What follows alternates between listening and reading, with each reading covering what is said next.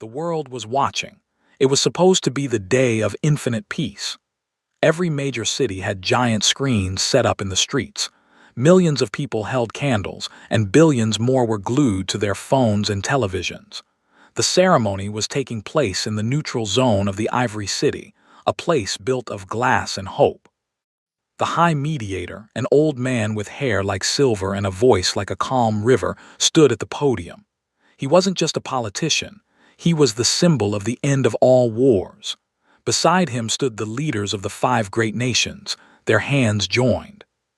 Today, the mediator whispered into the microphone, "We bury the sword forever."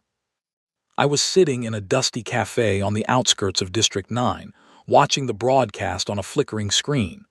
My team was with me, Jax, our heavy gunner, Alina, the best hacker in the underground, and Kale, a man who could disappear in broad daylight. We weren't there for peace. We were there because we didn't trust the silence.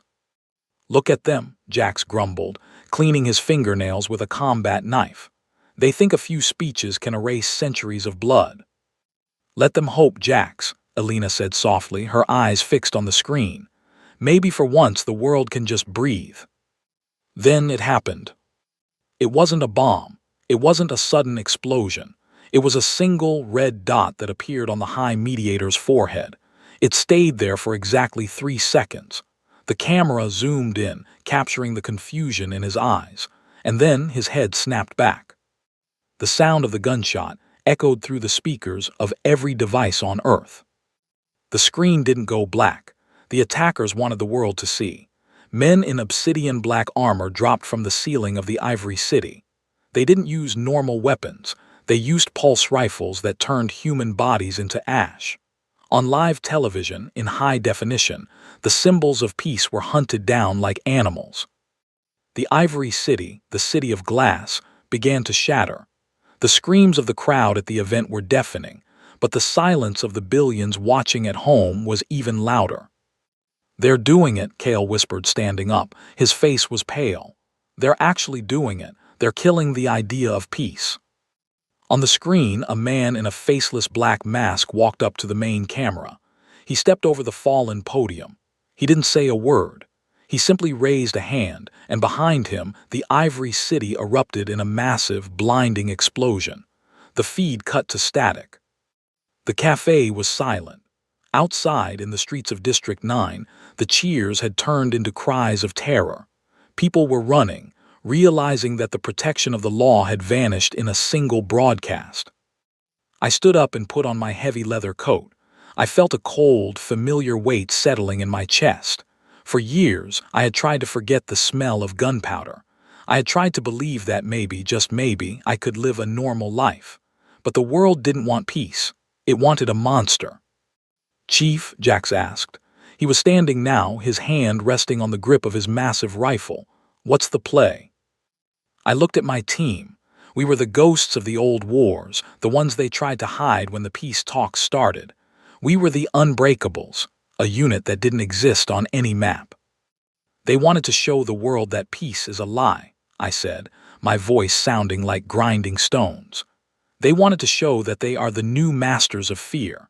They brought the end of the world to everyone's living room."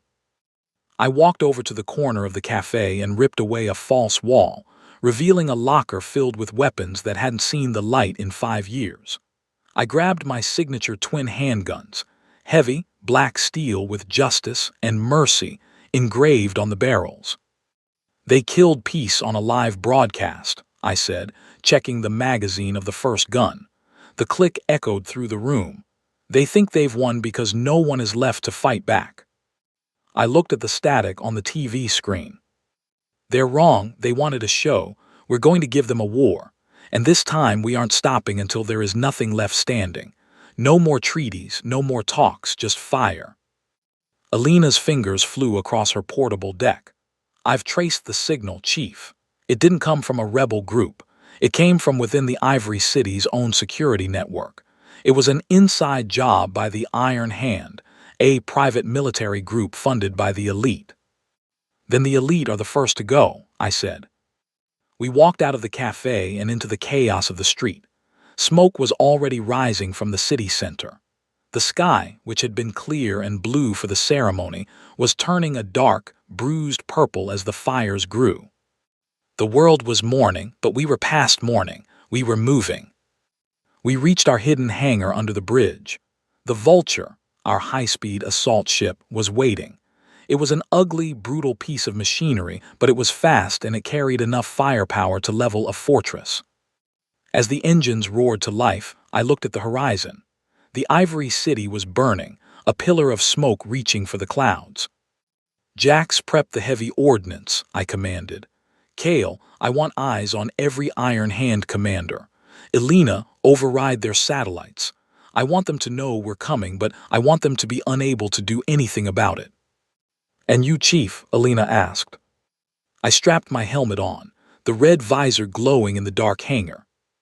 "I'm going to go find the man in the mask," I said, "and I'm going to make him wish he had died in that explosion." The Vulture lifted off the ground, its thrusters screaming.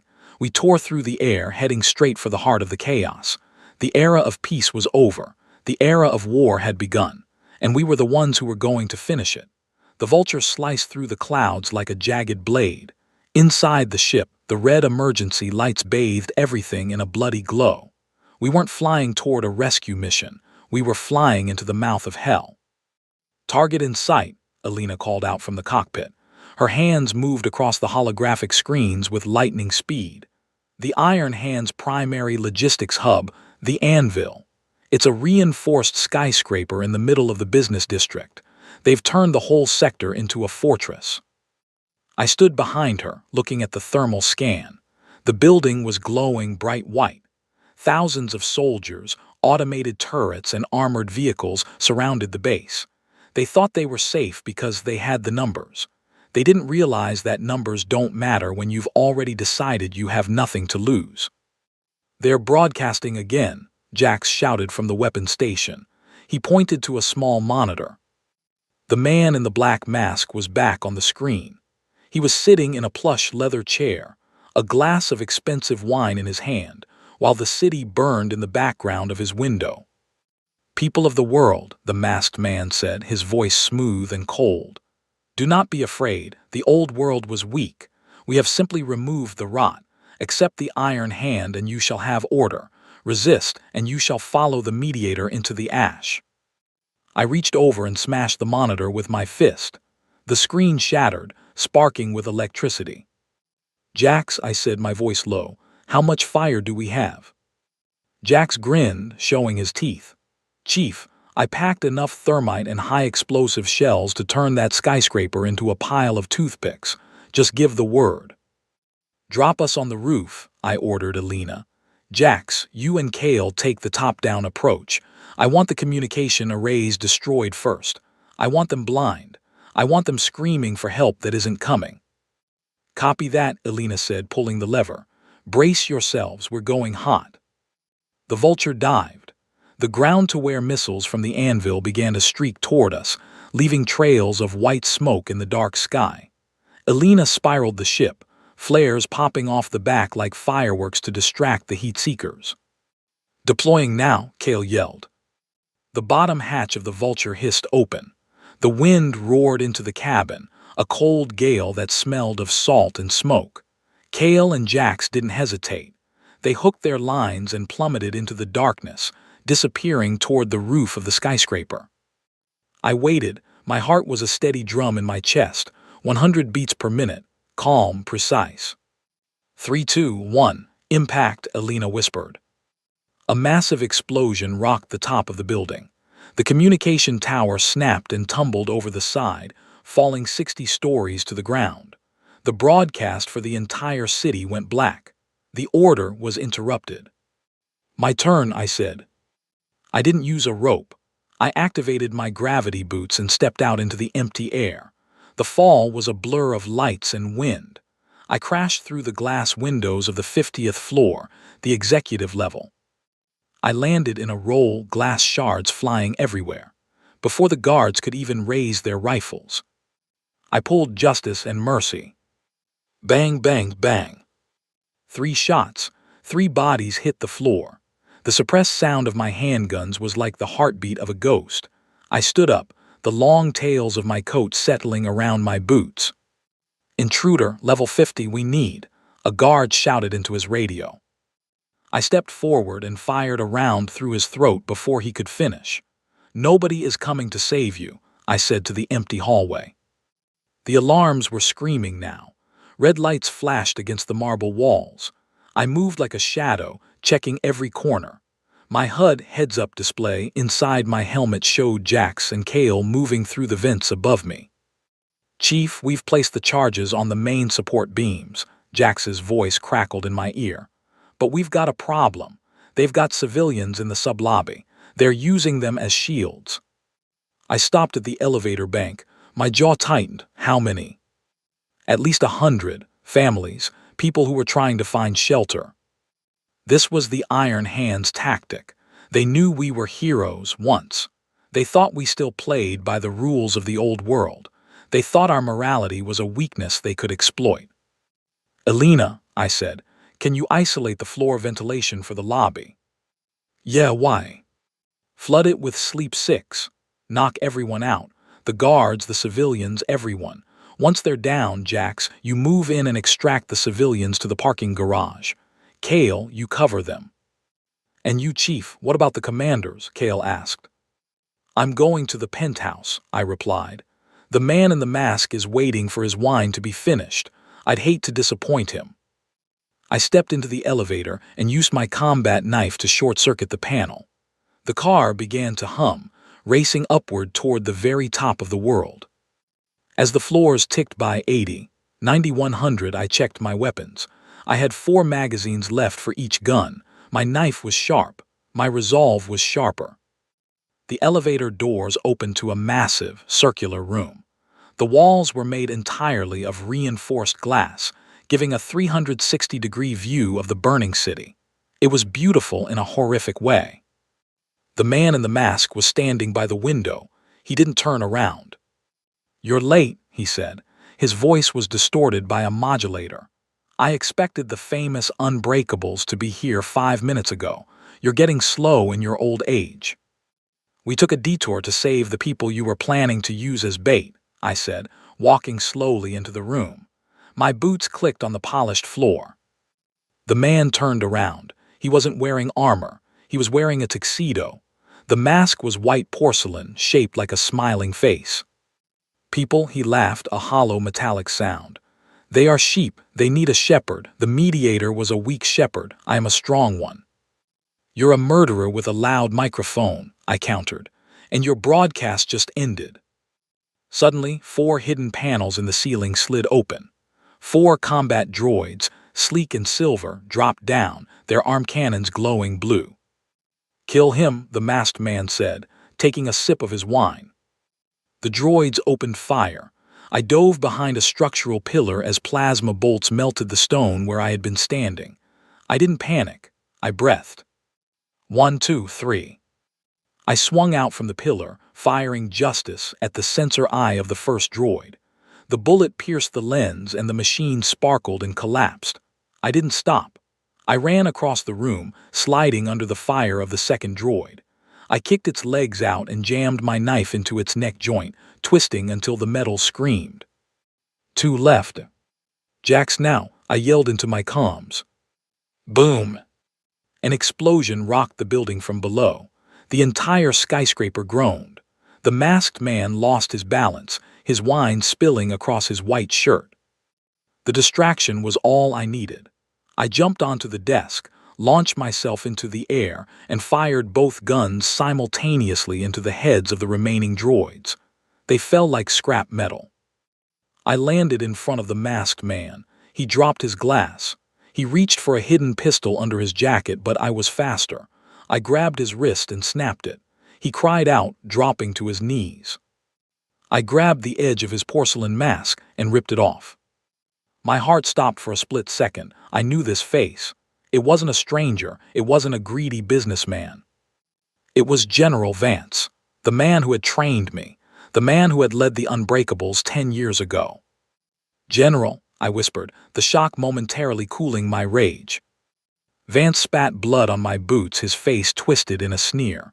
"You always were too sentimental. Look at the world, son. It was falling apart. I didn't kill peace. I just gave it a mercy killing. I'm building something that will last 1,000 years. By killing innocent people. By killing the weak, he hissed. And you're the weakest of them all. You think you've won. This building is rigged to blow. If I don't enter my code every 10 minutes, the whole district goes up. You kill me, you kill everyone you just saved. I looked at him. I looked at the city below, where thousands were still fighting for their lives. Then I looked back at the man who taught me how to fight. You forgot one thing, General, I said, pressing the barrel of justice against his forehead. What's that? He gasped. I stopped being your student a long time ago, and I stopped believing in hostages the moment you killed the mediator. I didn't hesitate. Bang! I stood over his body as the building began to shake. The countdown had started. Alina, get the vulture to the balcony. Now, I shouted into the radio. The anvil is coming down. The skyscraper groaned like a dying beast. Deep in its foundations, the first of the demolition charges began to detonate. The floor beneath my boots tilted sharply, and the expensive furniture in General Vance's penthouse slid toward the shattered windows. Chief, the whole structure is losing integrity. Alina's voice was frantic over the comms. The vulture is 3 minutes out, but the rooftop is already crumbling. You need to get out of there now. I looked down at the body of my former mentor. He had died with a smile, knowing that his final act of destruction would take me with him. I didn't have time for a burial, and I didn't have time for regrets. I grabbed the encrypted data drive from the general's desk, the one containing the names of the elite who funded this massacre, and ran for the balcony. Jax Cale, where are you? I shouted into my helmet. Lobby is clear, Jax's voice came through, punctuated by the sound of his heavy machine gun. We got the civilians into the underground tunnels, but the Iron Hand reinforcements are surrounding the building. They aren't letting us leave. Forget the front door, I ordered. Get to the secondary extraction point at the mid-level helipad. Alina is coming for us. I reached the balcony just as the top 5 floors of the anvil began to shear off. The wind at this height was a hurricane, whipping my coat around me. Below, the city was a map of fire and chaos. The Iron Hand wasn't just a private army. They were a virus, and they were spreading. Suddenly, a shadow fell over me. It wasn't the vulture. An Iron Hand hunter drone, a sleek black killing machine equipped with dual rotary cannons, rose from the smoke, its red sensors locking onto my position. Oh, you've got to be kidding me, I muttered. The drone opened fire. I dove behind a reinforced concrete pillar as the marble railing was shredded into dust. I couldn't shoot it down with my handguns. The armor was too thick. I looked around and saw a high-tension cable running from the balcony to a neighboring building. I didn't think, I just moved. I leaped over the edge, grabbing the cable with my mag gloves. The friction sent sparks flying, and I zipped down the wire like a lightning bolt. Behind me, the hunter drone turned, its cannons tracking my movement. Rat-tat-tat-tat. Bullets hissed past my ears, snapping the cable just as I reached the halfway point. I went into a freefall, the ground rushing up to meet me from 40 stories high. Alina, now, I roared. The vulture roared out from behind a cloud of smoke, its side hatch open.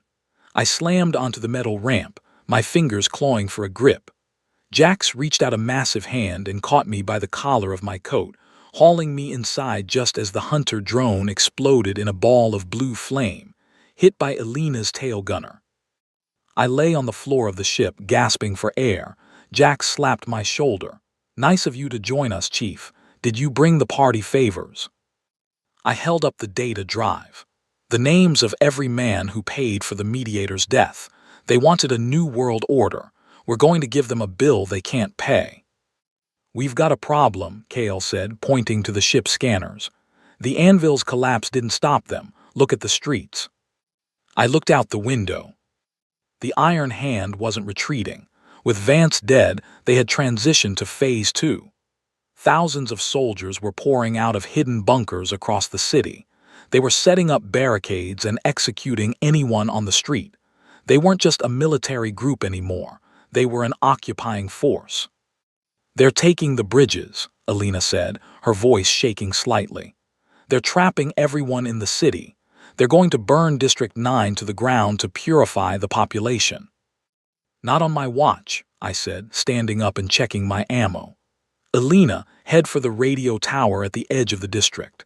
If we can't stop the broadcast, we'll take over the signal. The world needs to know that Vance is dead and that his order is nothing but a slaughterhouse." "Chief, that tower is guarded by a battalion," Kale warned. "We're 4 people in a damaged ship." I looked at my team. We were bruised, bleeding, and exhausted. We were the ghosts of a forgotten war, but in our eyes the fire was still burning. "They killed peace on live TV," I said, my voice echoing in the small cabin. "Now we're going to show the world what happens when the war comes home. We aren't just fighting for survival anymore. We're fighting for every person they tried to turn into a sheep." "Load the incendiaries," I told Jax. "Kale, prep the jamming signals. Alina, fly like you've got a death wish." As the Vulture banked hard toward the giant radio tower on the horizon, I looked at the data drive in my hand. This wasn't just a list of names. It was a death warrant. The first part of the war was over. The general was dead. But the real monsters were still hiding in their ivory towers, watching the world burn from their screens. It was time to pull them out into the light. "Let's go to work," I said. The Vulture's engine screamed, and we dove into the heart of the enemy's formation, 4 shadows against a world of fire. The radio tower, known as the Needle, pierced the smoke-filled sky like a giant spear. It was the highest point in the city, the source of every broadcast, every news feed, and every lie the Iron Hand was feeding the public.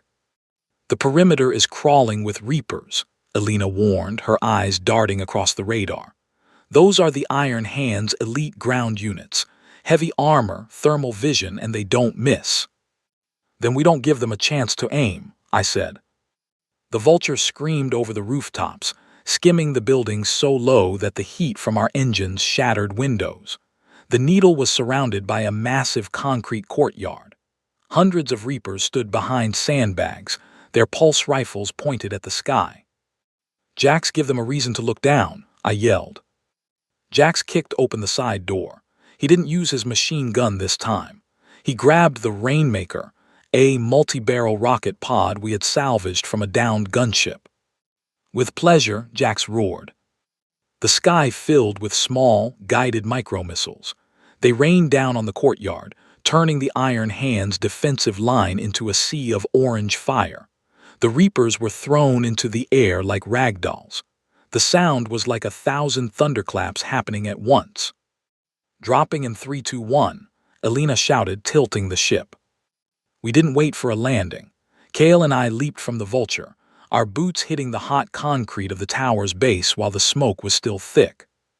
Immediately, 2 Reapers emerged from the shadows of the entrance, their red visors glowing. Before they could level their weapons, I fired Justice twice. The bullets found the weak spots in their neck armor. They went down without a sound. "Kale, the basement. Cut the backup power and lock the elevators," I commanded. "I'm going to the transmitter floor." "See you on the other side, Chief," Kale said, fading into the smoke like a ghost. I sprinted toward the main lobby. The interior of the tower was cold, white, and clinical, a sharp contrast to the burning city outside. I reached the stairs, my lungs burning. I didn't take the elevator, it was a death trap. I climbed. By the 20th floor, my legs were heavy, but my mind was focused. On the 30th floor, I met resistance. A squad of 5 Reapers was waiting in the stairwell. They opened fire. I threw a flashbang grenade into the center of their formation. Bang! As they clutched their ears, blinded by the white light, I moved in. I didn't waste bullets. I used my knife, moving with the precision of a surgeon. 5 seconds later, I was the only one standing. I finally reached the top, the transmission hub. It was a circular room filled with humming servers and glowing screens. At the center sat the lead technician, a man in a lab coat who was shaking so hard he could barely hold his coffee cup. "D, don't kill me," he pleaded, holding his hands up. I'm just an engineer. Then do your job, I said, shoving the encrypted data drive into his hand. Upload this. Every name, every bank account, every recorded conversation of the Iron Hand leaders. I want it on every screen in the world. Now. The encryption. It's too strong. It will take minutes and they'll see the override from the central command. Then you better start typing fast, I growled, pointing mercy at his head. Because the central command is currently being blown up by my friend outside. As the technician's fingers flew across the keyboard, the monitors in the room began to flicker. I saw the progress bar, 15%, 32%. Suddenly the speakers in the room crackled. A new voice filled the air, not the general and not the masked man. It was a woman's voice, sharp, elegant, and terrifyingly calm. Unbreakable 01, she said. You've caused quite a mess. Who is this? I asked, looking around for a camera. I am the architect, the one who funded Vance, the one who truly owns this city. You think a few names on a screen will stop us. We are the economy. We are the law. You're a target, I replied. Perhaps, but look at your screen's hero. The monitors shifted. Instead of the data drive, they showed the streets of District 9. I saw Jax and Alina in the Vulture, surrounded by 10 Hunter drones.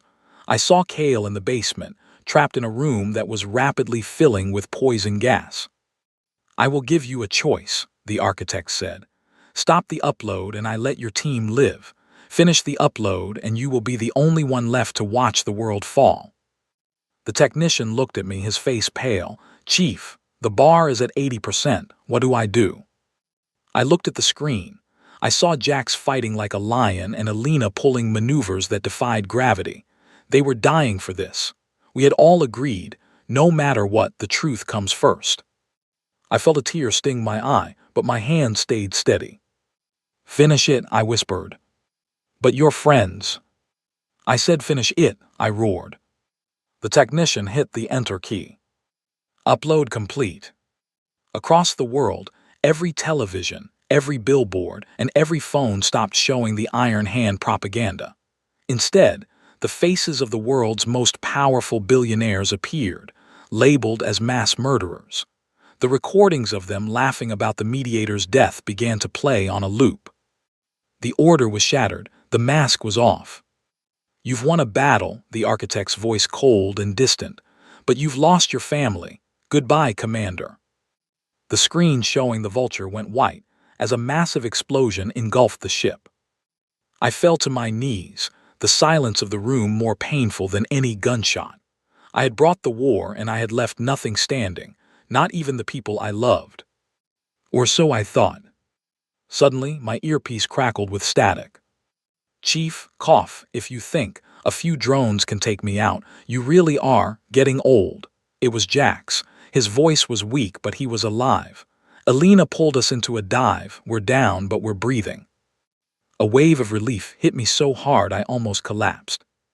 Get to the extraction point, I said, my voice shaking. We aren't done yet. We found the architect, and now we're going to find her house. I looked at the technician. Get out of here. The world knows the truth now. The rest is up to them. I walked to the window and looked out. The people in the streets were no longer running away. They were picking up stones. They were picking up the weapons of the fallen reapers. They were looking at the giant screens, and then they were looking at the Iron Hand soldiers with a new kind of fire in their eyes. The broadcast had started a war. Now the truth was going to finish it. The city was no longer just a battlefield. It was a furnace of revolution. With the names of the elite exposed on every screen, the Iron Hand's authority didn't just crumble, it evaporated. But the war wasn't over. The architect was still out there, and she was the one holding the leash. Chief, we're grounded. Alina's voice came through the static, heavy with the sound of coughing. The Vulture is a wreck. We're in an alleyway 3 blocks from the tower. Jax is bleeding and Kale is still silent. I'm here, Kale's voice finally broke through, sounding strained. I found a gas mask in the basement locker. I'm out, but the tower is being swarmed by local militias. The people are taking it back, Chief. Regroup at the old cathedral, I ordered, moving toward the elevator shaft. I didn't wait for the car. I hooked my line and rappelled down the center of the building, descending hundreds of feet in seconds. The architect thinks she's safe in her ivory tower. We're going to prove her wrong. The gathering storm. 30 minutes later, we met in the shadows of the old cathedral. The building was a ruin from a war decades ago, its stone walls scarred by fire. Jax was sitting on a crate, wrapping a thick bandage around his thigh. Alina was cleaning a deep cut on her forehead, her laptop still open on her knees. Kale stood by the shattered stained glass window, watching the street. "We look like hell," Jax said, trying to grin despite the pain. "Hell is where we're going," I replied, tossing the data drive onto Alina's lap. "Can you find her, the woman who called herself the architect?" Alina's fingers danced across the keys. "I'm tracking the signal of that architect transmission. It didn't come from a skyscraper, it's coming from the sea. About 10 miles off the coast, there's a private artificial island called the Aegis. It's a floating fortress." "A floating fortress," Kale muttered. "How do we even get close? We don't have a ship anymore." I looked at the horizon. The sun was beginning to rise, casting a bloody orange light over the smoke of the city. "The Iron Hand has a naval shipyard at the docks. They have Wraith stealth boats. We're going to steal one." "Chief," Alina said, her voice turning serious, "the Aegis isn't just a house. It's the backup server for the entire global financial system. If we go there and start a fight, we aren't just taking down a person. We're pulling the plug on the world's economy." "The world's economy is built on the blood of the people she killed," I said, checking the chambers of justice and mercy. "Let it fall. We'll build something better in the ashes." The docks. The shipyard was a nightmare of steel and searchlights. With the city in revolt, the Iron Hand had pulled back most of its forces to protect the docks. They knew the Aegis was their last stand. "We need a distraction," I whispered. "I've got it," Jax said, hauling a crate of high-velocity grenades he had borrowed from the tower. "I'll set these off at the fuel depot on the north side.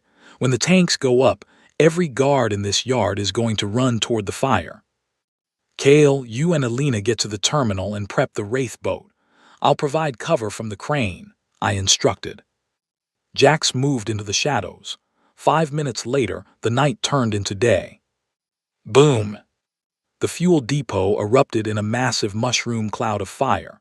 The sirens screamed, and the Iron Hand soldiers scrambled, exactly as planned. "Go," I barked. I climbed the massive shipping crane, my rifle slung over my shoulder. From the bird's-eye view, I watched Alina and Kale sprint across the wet asphalt toward the sleek, black stealth boat. A squad of Reapers emerged from a warehouse, spotting them. I didn't hesitate. I pulled the trigger.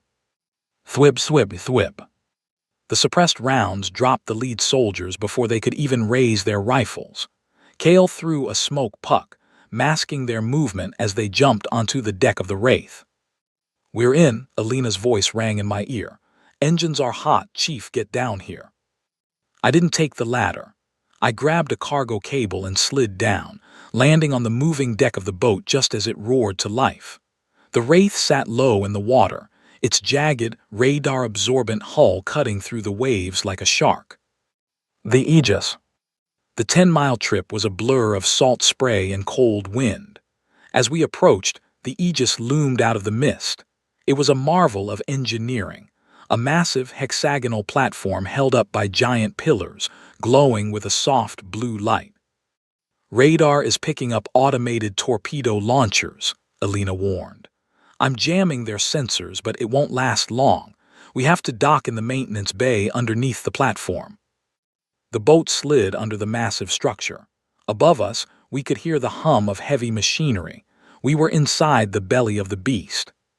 We climbed a series of service ladders, emerging into a corridor that looked like it belonged in a spacecraft.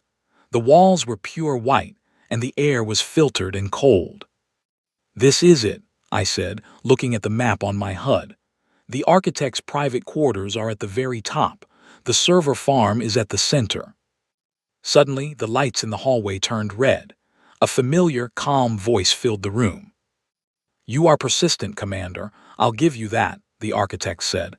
"But you've made a mistake. You brought a war to a place that only knows logic. Do you know what happens to a glitch in the system?" The floor beneath us opened up. "Jump!" I yelled. We dived forward as the tiles slid away, revealing a pit of electrified coils. We caught the edge of the far side, our boots dangling over the blue sparks. "She's not playing anymore," Jax gasped, pulling himself up. "Good," I said, my eyes cold. "Neither are we." We moved forward into the heart of the floating fortress. We had crossed the ocean to find the woman who killed Peace. Now, we were going to make sure she never spoke again. The Aegis was not just a fortress. It was a labyrinth of high-tech death. Every step we took was tracked by invisible sensors, and the very walls seemed to breathe with a mechanical hum. We were deep in the logic core now, the place where the world's wealth was managed by algorithms and cold, hard data. "Chief, the security here is unlike anything I've ever seen," Alina whispered, her fingers flying across her portable terminal. "I'm fighting an AI that is trying to lock every door and vent in this sector. If I lose this digital tug-of-war, we're buried alive." "Keep fighting, Alina," I said, signaling the team to move in a diamond formation.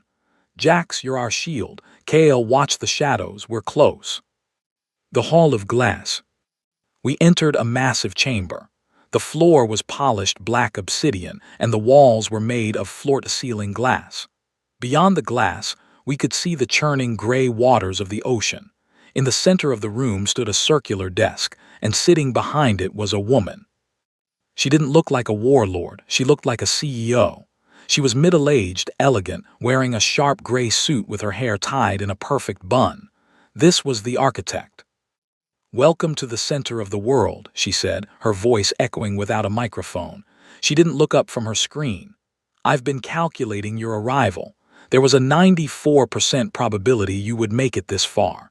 The 6% was Jax dying at the fuel depot. You're lucky, Jax." Jax leveled his machine gun at her. "Luck didn't have anything to do with it, lady. It was spite." "Spite is a powerful motivator, but it's messy," the architect said, finally looking up. Her eyes were as cold as the deep sea. "You've leaked the names. You've burned the cities. You think you've brought war. But all you've done is created a vacuum. Without us to manage the chaos, the world will tear itself apart in 3 days." "We'll take those odds," I said, stepping forward. "Step away from the console. We're shutting the Aegis down." She smiled, a thin, cruel line. "Shut it down. Commander, the Aegis is the world. If you kill the servers, you wipe out every pension, every medical record, and every food shipment tracking system on the planet. Millions will starve. Is that the justice you want?" I hesitated. This was the trap. She wasn't holding us hostage. She was holding the world's survival hostage. "She's lying," Kale hissed. "She's trying to buy time." "I don't lie," the architect replied. "I calculate, and right now the calculation says you cannot kill me without killing the people you claim to protect. The executioners." Suddenly, the glass walls behind her began to slide upward. From the darkness behind the glass, 4 figures stepped out. My heart went cold. They weren't robots. They were men and women wearing the old Unbreakable's uniform, the same one I was wearing. But their eyes were vacant, their skin pale and laced with glowing blue veins. "Meet the Sentinels," the architect said. "The members of your old unit who were killed in the Blackwood operation 5 years ago. I didn't let them die. I improved them. They are faster, stronger, and they feel no pain. They are the perfect logic. You turned them into puppets." Jax's voice was shaking with pure rage. One of the Sentinels was Sarah, his former squad leader. "I gave them a purpose that never ends," the architect said. "Sentinels, delete the intruders." The fight was a blur of steel and betrayal. The Sentinels moved with a speed that defied human biology. One of them slammed into Jax, throwing him across the room like he weighed nothing. Another engaged Kale, moving through the shadows even better than he could.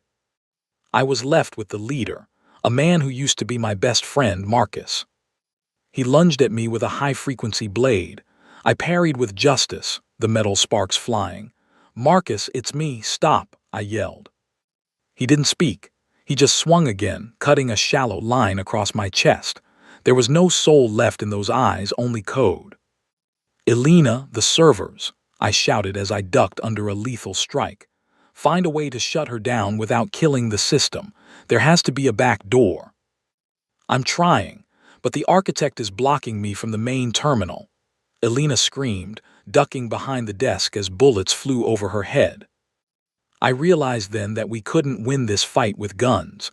We were fighting our own ghosts. I looked at the architect, who was calmly watching the slaughter. She was the brain. The sentinels were just the hands.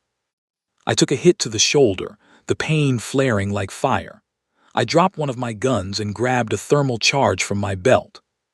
"Jax, Kale, get to the center," I roared. They understood. We fought our way back toward each other, forming a tight circle in the middle of the room. The 4 sentinels surrounded us, their blades glowing with blue energy. "This is the end of the line, Commander," the architect said.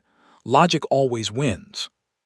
"You forgot one thing about the Unbreakables," I said, blood dripping from my lip. "And what is that?" "We were never built on logic. We were built on sacrifice." I didn't throw the charge at the sentinels. I threw it at the floor, at the logic core beneath us. "No," the architect screamed, her calm finally breaking. The explosion ripped through the obsidian floor. We didn't fall into electricity. We fell into the cooling vats of the main servers. The impact was freezing, the blue liquid slowing our fall. The room above us erupted in flames. The connection to the sentinels' brain chips was severed instantly. Above us, I saw the glowing blue veins in Marcus's neck go dark. He collapsed, finally at peace. We were in the basement of the world now. The water was rising. The architect was still above, but her power was bleeding out. "Elena," I said, coughing up blue coolant, "can you reach the core from here?" "Yes," she whispered, her hands shaking as she plugged her cable into a raw data port. "I can't save the old system, but I can rewrite it. I can give the keys back to the people." "Do it," I said, "and leave nothing of her standing." The Aegis was tilted at a dangerous 20-degree angle. The explosion in the logic core had triggered a catastrophic chain reaction. Alarms blared, not the calm, artificial voice of the architect, but the raw, screaming sirens of a sinking vessel. Blue coolant fluid mixed with seawater, swirling around our waists as we struggled to stand. "I've got it." Elena's voice was a triumphant scream over the roar of the rushing water. "I've bypassed her encryption. I'm not just shutting her out, I'm decentralized. I'm sending the control codes for the global infrastructure to thousands of independent servers across the world. No one person will ever own the world again." "Transfer complete," she yelled, hitting the final key. High above us, we heard a frantic, rhythmic pounding. The architect wasn't a goddess anymore. She was a trapped woman in a sinking box. "We have to go, Chief," Jax shouted, bracing himself against a vibrating support beam. "This whole platform is going to buckle in minutes." The final ascent. We fought our way back up the service stairs. The elegant, white hallways were now twisted metal graveyards. The glass walls of the main chamber had shattered, and the cold Atlantic Ocean was pouring in, bringing the fury of the storm inside. We reached the top floor. The architect was no longer at her desk. She was at the emergency escape pod, frantically typing codes into a keypad. Her perfect bun had come undone, and her gray suit was soaked and torn. "It's locked," I said, my voice echoing through the wind and spray. She spun around, her eyes wide with a mixture of terror and disbelief. "What did you do? You've destroyed the balance. Without the Aegis, there is no order. You've handed the world to the mob." "No," I said, stepping closer, my boots crunching on broken glass. "I handed the world back to the people who live in it. You don't get to decide their fate from a floating palace anymore." The platform gave a violent lurch. A massive piece of the ceiling collapsed, pinning the escape pod under tons of steel. The architect's last hope for survival was crushed in an instant. "Please," she gasped, her voice trembling. "I have billions, I can give you anything. Power, wealth, a seat at the table."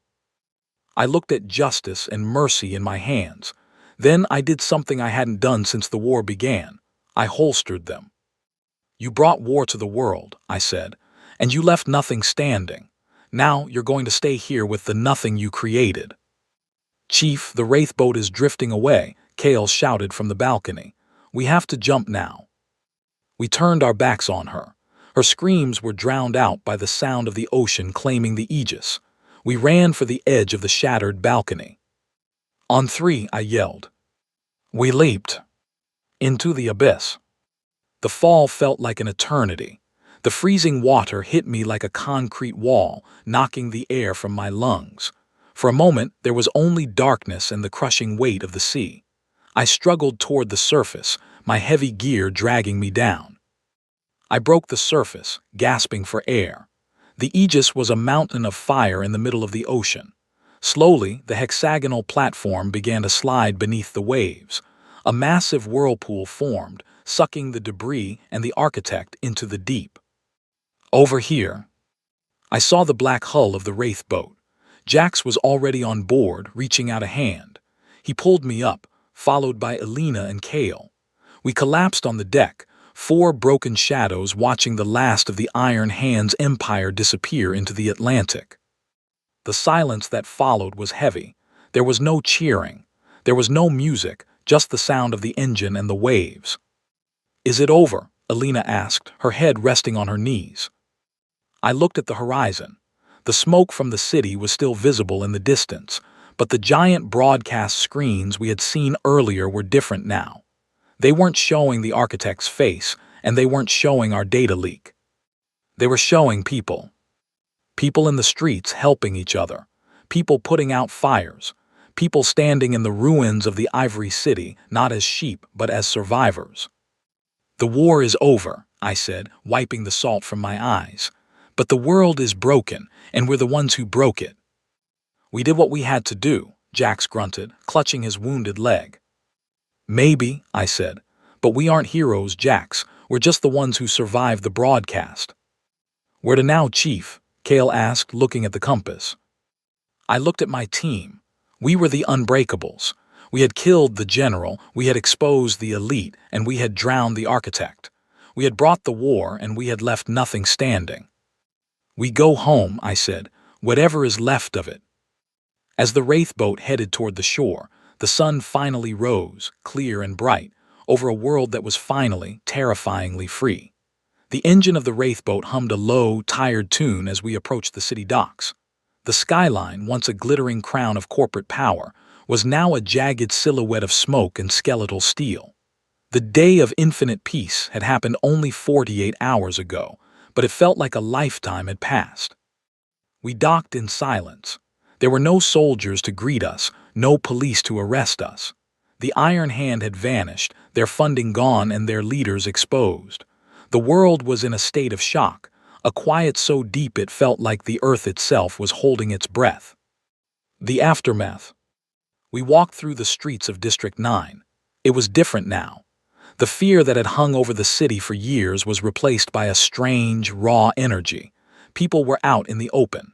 They were cleaning the rubble, sharing food, and talking, really talking, without looking over their shoulders at the cameras. The cameras were dead. Elena had seen to that. I'm leaving, Kale said abruptly as we reached the ruins of the old cafe where this had all started. He looked at the horizon, his eyes distant. I spent my whole life hiding in the shadows of other people's wars. I want to see what a sunrise looks like when I'm not holding a rifle. He didn't wait for a handshake. He just nodded to me, a silent acknowledgement between two ghosts, and disappeared into the crowd. Kale was finally free to be a ghost by choice, not by necessity. Jax sat down on the remains of a stone bench. He looked at his hands, calloused, scarred, and stained with the grease of a dozen different weapons.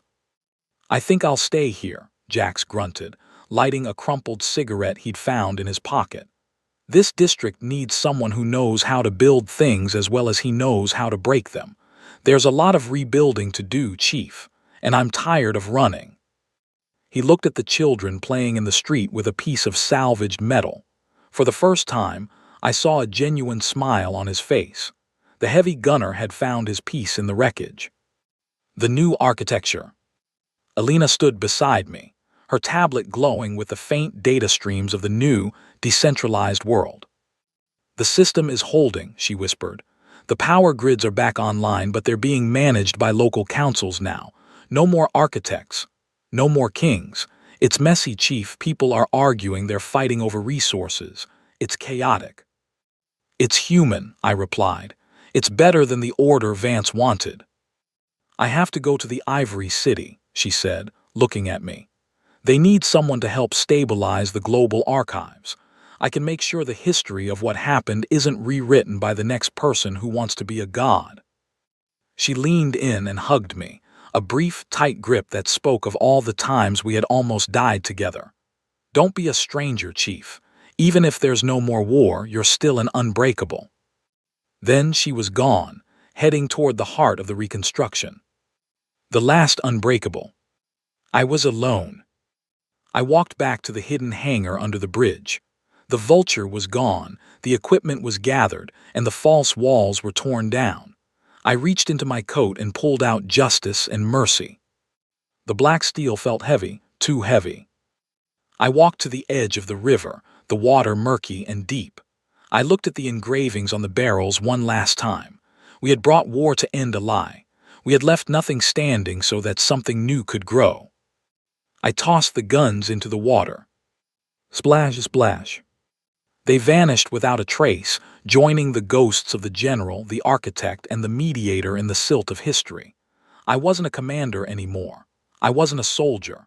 I was just a man in a dusty coat. I turned away from the river and started walking.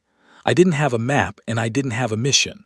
For the first time in my life, the broadcast was silent.